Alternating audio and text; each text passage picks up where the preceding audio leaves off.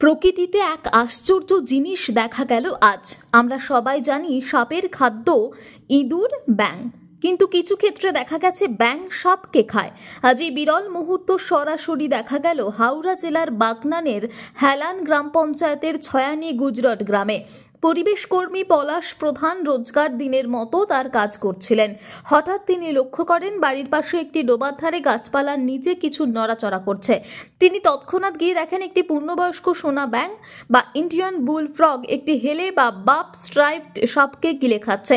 পলাশ প্রধান ব্যাঙটিকে বিরক্ত না করে এই বিরল মুহূর্ত ক্যামেরা বন্দি করেন। ব্যাঙটি আস্তে আস্তে সাপটিকে গিলে খায়। পরবর্তীতে তিনি পুরো ঘটনাটি বন্যপ্রাণ সংরক্ষণকারী চিত্রক প্রামাণিককে জানান।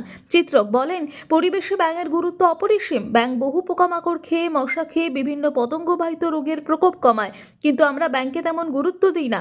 একটা পূর্ণবয়স্ক কোলা ব্যাঙ, সোনা ব্যাঙ, কালাচ ও চন্দ্রবোড়ার মতো প্রচুর সাপের ছানা খেয়ে নিয়ে পরিবেশে সাপের সংখ্যা নিয়ন্ত্রণ করে, কিন্তু জলাভূমি ভরাট, পুকুরের পাড় বাঁধিয়ে দেওয়ার জন্য ব্যাঙের প্রজননের সমস্যা হচ্ছে এবং ব্যাঙের সংখ্যাও কমছে। আজকে আমি বিরল ঘটনার সাক্ষী রইলাম। প্রতিদিনের মতোই বাড়িতে কাজ করছিলাম, হঠাৎ দেখতে পাই এই জায়গাটার মধ্যে, এই ঝোপটার ভেতরে কোনো কিছু একটা লড়ছে। সামনে গিয়ে দেখি যে একটি পূর্ণবয়স্ক কোলা ব্যাঙ বা সোনা ব্যাঙ নামে যেটাকে আমরা চিনি, দেখলাম যে একটি হেলে সাপ বা যেটাকে আমরা চিতি সাপ নামে চিনি, ব্যাঙটি সাপটাকে গিলে খাচ্ছে। আস্তে আস্তে সাপটাকে গিলে খাচ্ছে। ব্যাঙটাকে কোনো রকম আমি বিরক্ত না করে সামনে গিয়ে ওটাকে আমি ক্যামেরাবন্দি করি। সঙ্গে সঙ্গে আমি আমার ভাই পরিবেশ প্রেমী চিত্রক প্রামাণিককে আমি ছবিটা পাঠাই। সে দেখে অবাক হয়ে যায়।